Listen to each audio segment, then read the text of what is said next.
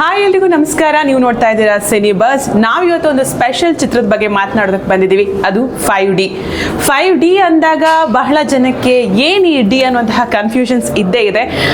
ಈ ಕುರಿತಾಗಿ ನಮ್ಮ ಕಲಾ ಸಾಮ್ರಾಟ್ ಎಸ್ ನಾರಾಯಣ್ ಸರ್ ಕೂಡ ಬಹಳ ಪ್ರೆಸ್ ಮೀಟ್ನಲ್ಲಿ ಹೇಳಿದ್ದಾರೆ. 5D ಬಗ್ಗೆ ಮಾತನಾಡೋದಕ್ಕೆ ಇವತ್ತು ನಮ್ಮ ಜೊತೆ ಸ್ಪೆಷಲ್ ಗೆಸ್ಟ್ ಇದ್ದಾರೆ. ಇವರು ನಮ್ಮ ಕನ್ನಡ ಚಿತ್ರರಂಗದ very famous stunt master different Danny sir. ಯಾವುದೇ ಸಿನಿಮಾ ಪ್ರಮೋಟ್ ಮಾಡ್ತಿದ್ದೀವಿ ಅಂದಾಗ ಹೀರೋ, ಡೈರೆಕ್ಟರ್, ಹೀರೋಯಿನ್ಸ್ನ ಇಂಟರ್ವ್ಯೂ ಮಾಡೋದು ಸಹಜ. ಆದರೆ ಇವತ್ತು ನಾವು ಫೈಟ್ ಮಾಸ್ಟರ್ನ ಇಂಟರ್ವ್ಯೂ ಮಾಡ್ತಾ ಇದ್ವಿ. ಸರ್ ನಮಸ್ತೆ, ಕಾರ್ಯಕ್ರಮಕ್ಕೆ ಸ್ವಾಗತ. ನಮಸ್ತೆ. ನಮಸ್ತೆ ಸರ್. ಡಿಫ್ರೆಂಟ್ ಡ್ಯಾನಿ ಸರ್ ಅಂತ ಹೇಳಿದ್ರೆ ಡಿಫ್ರೆಂಟ್ ಸ್ಟಂಟ್ಸ್ಗೆ ಬಹಳ ಫೇಮಸ್ ತಾವು. ಸೊ ಯಾವ್ದಾದ್ರು ಸಿನಿಮಾ ಪ್ರಮೋಟ್ ಮಾಡ್ಬೇಕಾದ್ರೆ ನಾವು ಫೈಟ್ ಮಾಸ್ಟರ್ನ ಇಂಟರ್ವ್ಯೂ ಮಾಡ್ತಾರೆ, ನಮಗೆ ಬಹಳ ಸ್ಪೆಷಲ್ ಅನ್ಸಿದೆ. ತಮಗೆ ಹೇಗೆ ಅನ್ಸಿದೆ ಸರ್? ಇಲ್ಲ, ನಿಜವಾಗ್ಲೂ ಖುಷಿ ಆಗುತ್ತೆ. ಯಾಕಂದರೆ ಡಿಫ್ರೆಂಟ್ ಡ್ಯಾನಿ ಅಂತ ಇಟ್ಕೊಳ್ಳೋದು ಏನಂದರೆ ನನ್ನ ವರ್ಕು ಡಿಫ್ರೆಂಟ್ ಅನ್ನೇ ತೋರಿಸ್ಲೇಬೇಕು. ಅದೇ ಥರ ತೋರಿಸಿದ್ದೀನಿ ಈ ಮೂವಿಯಲ್ಲಿ. 5Dಯಲ್ಲಿ 2 ಫೈಟ್ಸು ಮಾಡಿದೆ. ಒಂದು ಲ್ಯಾಬ್ ಫೈಟ್ ಇದೆ. ಅದರಲ್ಲಿ ಹೆಂಗೆ ಅಂದರೆ ಈಗ ಪ್ಯಾಂಥಮ್ ಕ್ಯಾಮ್ರಾ ಅನ್ನೋದು ಒಂದು ಸ್ಪೆಷಲ್ ಕ್ಯಾಮ್ರಾ ಬರುತ್ತಲ್ಲ, ಸ್ಲೋ ಮೋಷನ್ದು. ಅದು ನೆಕ್ಸ್ಟ್ ಡೇ ಬರ್ತು. ಇವತ್ತು ಏನೇನು ತೆಗಿಬೇಕು, ನಾನು ಹಿಂದೆದು ಮುಂದೆದು ಯಾವ ಶಾರ್ಟ್ಸ್ ತೆಗಿಬೇಕು ಎಲ್ಲದು ನಾನು ತೆಗೆದುಬಿಟ್ಟು ಅಲ್ಲಿ ನಾನು ಏನು ತೆಗಿತೀನಿ ಅನ್ನೋದು ನನಗೆ ಮಾತ್ರ ಗೊತ್ತಿದೆ. ಪ್ಯಾಂಥಮ್ ಕ್ಯಾಮ್ರಾದೆಲ್ಲ ಅಷ್ಟು ಶಾರ್ಟ್ ಎಲ್ಲ ಬಿಟ್ಬಿಟ್ಟಿದೆ ನಾನು. ಮತ್ತು ಇವರು ಎಸ್ ನಾರಾಯಣ್ ಸರ್ ಮಗ ಪಂಕಜ್ ಇದಾರಲ್ಲ, ಅವರು ನನಗೆ ಗೊತ್ತು ನಾವು ಏನೇನು ಮಾಡ್ತಾಯಿದ್ವಿ ಅಂತ ಮಾಡ್ತೀವಿ. ಅಣ್ಣ ಈ ಮಾಸು ಏನು ತೆಗಿತಾರೆ, ಏನು ಮಾಡ್ತಾರೆ ಹಂಗೆ ಅನ್ಕೊಂಡು ಸ್ವಲ್ಪ ಇದರಲ್ಲಿದ್ದರು. ಆಮೇಲೆ ನೆಕ್ಸ್ಟ್ ಡೇ ಬಂತಲ್ಲ, ಅವಾಗ ನಮ್ಮ ಪ್ಯಾಂಥಮ್ ಕ್ಯಾಮ್ರಾದಲ್ಲಿ ಏನೇನು ಶಾರ್ಟು ಬ್ಯಾಲೆನ್ಸ್ ಎಲ್ಲ ಬಿಟ್ಟಿದೆ ಅದನ್ನೆಲ್ಲ ತೆಗೆದೆ. ಆಮೇಲೆ ಎಡಿಟಿಂಗ್ ಮಾಡಿದಾಗ ಆಗ ಅಣ್ಣನಿಗೆ ಗೊತ್ತಾಯಿತು, ಓ ಇಷ್ಟು ಚೆನ್ನಾಗಿ ಬಂದಿದೆ, ಇಷ್ಟು ನೀಟಾಗಿ ಬಂದಿದೆ, ಹಬ್ಬ ಏನು ತೆಗ್ದಿದ್ದಾರಪ್ಪ ಅಂತ. ಆಮೇಲೆ ಕೆಲವೊಂದು ನಾವು ಶಾರ್ಟ್ಗಳಲ್ಲಿ ಏನು ಮಾಡ್ತೀವಿ, ರೆಕಾರ್ಡಿಂಗ್ ಥಿಂಕ್ ಮಾಡಿಕೊಂಡು ತೆಗಿತಾ ಇರ್ತೀವಿ ಶಾರ್ಟ್ಸ್ಗಳು. ಎಡಿಟಿಂಗ್ ಥಿಂಕ್ ಮಾಡಿಕೊಂಡು ನಾವು ಯಾವ ಶಾರ್ಟ್ನ ಮಾಡಿದ್ದೀವಿ. ತುಂಬಾ ಚೆನ್ನಾಗಿ ಬಂದಿದೆ. ಆದಿತ್ಯ ಅವರು ತುಂಬ ಚೆನ್ನಾಗಿ ಮಾಡಿದ್ದಾರೆ.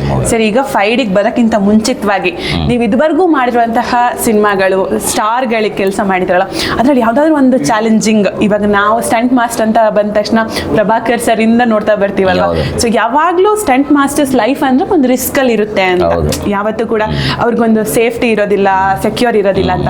ನಿಮ್ಗೆ ಆ ಥರದ್ದು ಯಾವ್ದಾದ್ರು ಸಿಚುವೇಶನ್ಸ್ ಇತ್ತು? ಯಾವ್ದಾದ್ರು ಸ್ಟಾರ್ ಮೂವಿ ಮಾಡಬೇಕಾದ್ರೆ ಜೀವಕ್ಕೆ ಕಷ್ಟ ಆಗಿರೋ ಥರದ್ದು ಯಾವ್ದಾದ್ರು ಇತ್ತ ಸಿಚುವೇಶನ್ಸ್? ತುಂಬ ಇದೆ. ಇಲ್ಲ ಮೇಡಮ್, ತುಂಬ ಇದೆ. ಯಾಕಂದರೆ ನಾವು ಫೈಟರ್ಸ್ ಆಗಿದ್ದಾವಾಗಲೇ ಈಗ ಎಸ್ ನಾರಾಯಣ್ ಸರ್ದವ್ರದ್ದೇ ನಾವು ಸುಮಾರು ಸಿನಿಮಾ ಮಾಡಿದ್ವಿ. ಫಸ್ಟ್ ಸಿನಿಮಾ ಮಾಡಿದ್ದು ಕ್ಯಾಪ್ಟನ್ ಅಂದ್ಬಿಟ್ಟು, ಅವ್ರದ್ದೇ ಸಿನಿಮಾದಲ್ಲಿ. ಆಮೇಲೆ ಮೇಘಮಾಲೆ ಅವೆಲ್ಲ ತುಂಬ ಸಿನಿಮಾಗಳನ್ನ ಅವರು ಯಾವುದೇ ಮೂವಿ ಆದ್ರೂ ಕೂಡ ನನಗೆ ಒಂದಲ್ಲ 2 ಫೈಟ್ ಕೊಡ್ತಾರೆ ಅಣ್ಣ ನಮಗೆ ಮೊದಲಿಂದನೂ. ಯಾಕಂದ್ರೆ ನಾನು ಇದುವರೆಗೂ ನನಗೊಂದು 716ನೇ ಮೂವಿ ಆಯಿತು. ನಾನು 716 ಮೂವಿ ಆಯಿತು. ತುಂಬ ಮಲಯಾಳ ಫಿಲಮು ತುಂಬ ಮಾಡಿದ್ದೀನಿ, ಕನ್ನಡನೂ ತುಂಬ ಮಾಡಿದ್ದೀನಿ. ಆಲ್ಮೋಸ್ಟ್ ಎಲ್ಲ ಹೀರೋಗಳ ಹತ್ರನೂ ಮಾಡಿದ್ದೀವಿ. ಅಂದರೆ ಕೆಲವೊಂದು ನಾನು ಕತೆ ಬಿಟ್ಟು ಯಾವತ್ತೂ ನಾನು ಬೇರೆ ಥರ ಕಂಪೋಸ್ ಮಾಡಲ್ಲ. ಬೇಕೋ ಬಿಟ್ಟಿಗೆ ಏನೂ ಮಾಡಲ್ಲ. ಇದಕ್ಕೆ ರೋಪ್ ಬಳಸ್ಬೇಕಾ ಓಕೆ, ಬೇಡ ನ್ಯಾಚುರಲಿಟಿ ಆ ಥರ. ಕಮರ್ಷಿಯಲ್ ಅವ್ರು ಹೆಂಗೆ ಡೈರೆಕ್ಟ್ರು ಒಂದು ಥಿಂಕ್ ಮಾಡಿ ಹಿಂಗೆ ಹೇಳ್ತಾರೆ, ಆ ಥರದ್ದು ಒಂದು ಫೈಟ್ನ ನಾನು ತಗೊಡ್ತೀನಿ. ಇದರಲ್ಲೂ ಅಷ್ಟೇ ಲ್ಯಾಬ್ ಫೈಟಲ್ಲಿ ಅಣ್ಣ ನಮ್ಗೆ ಅಂದ್ರೆ ಒಂದು ಬೇರೆ ಥರ ಬೇಕು ಹಂಗೆ ಹೆಂಗೆ ಅಂತ ಕೇಳಿದ್ರು. ನಾವು ಬೇರೆ ಥರನೇ ಆಲ್ಮೋಸ್ಟ್ ಎಲ್ಲ ಥರ ಪ್ರಿಪೇರ್ ಆಗಿ ಇದು ನೀಟಾಗಿ ತಗೊಟ್ಟಿದ್ದೀನಿ. ತುಂಬ ಚೆನ್ನಾಗಿ ಬಂದಿದೆ. ಓಕೆ. ಸೊ 5D ಅಂತ ಬಂದಾಗ ನಮಗೆ ಆದಿತ್ಯ ಸರ್ ಅವ್ರು ಮಾಡ್ಕೊಂಡ್ಬಂದಿರೋ ಸಿನಿಮಾಗಳನ್ನೆಲ್ಲ ನೋಡ್ತೀವಿ.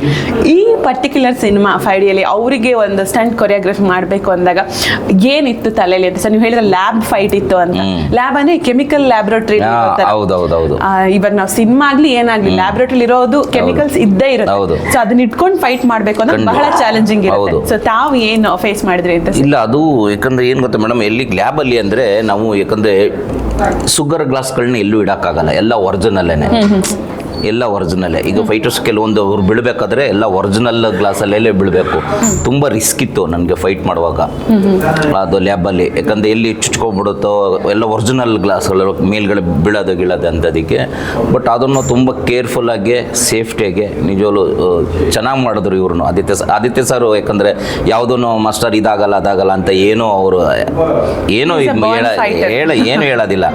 ಮಾಸ್ಟರ್ ನೀವೇನು ಹೇಳ್ತಾರೆ ಅದನ್ನು ಮಾಡ್ತಾರೆ. ನಿಜವಾಗ್ಲೂ ತುಂಬ ಚೆನ್ನಾಗಿ. ಓಕೆ ಸರ್, ಈ ಟೀಮ್ ಜೊತೆ ಕೆಲಸ ಮಾಡಿದ ಅನುಭವ, ಯಾಕಂದ್ರೆ ಎಸ್ ನಾರಾಯಣ್ ಸರ್ ಒಂದು 5-6 ವರ್ಷ ಆದ್ಮೇಲೆ ವಾಪಸ್ ಡೈರೆಕ್ಷನ್ ಬರ್ತಾ ಇರೋದು 5D.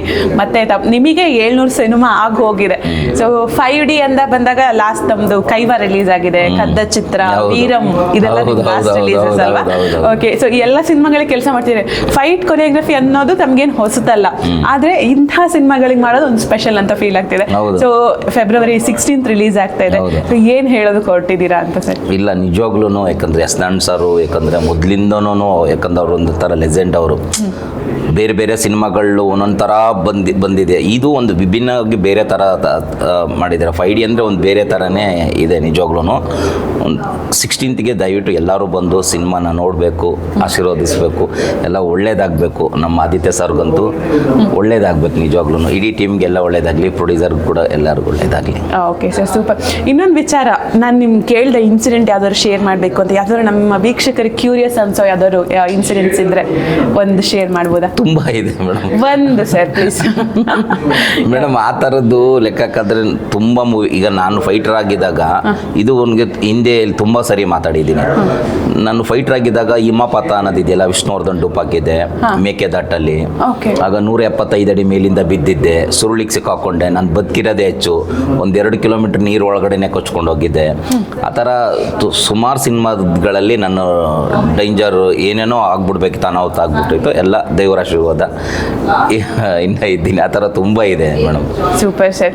700 ಸಿನಿಮಾ, 7000 ಸಿನಿಮಾ ಆಗಲಿ, ಇನ್ನೂ ಒಳ್ಳೊಳ್ಳೆ ಸಿನಿಮಾನ ಕನ್ನಡ ಚಿತ್ರರಂಗಕ್ಕೆ ಪರಿಚಯಿಸಿ ಅಂತ ಕೇಳ್ಕೊತೀನಿ. Thank you so much. Thank you. ಒಳ್ಳೆಯದಾಗಲಿ. Thank you.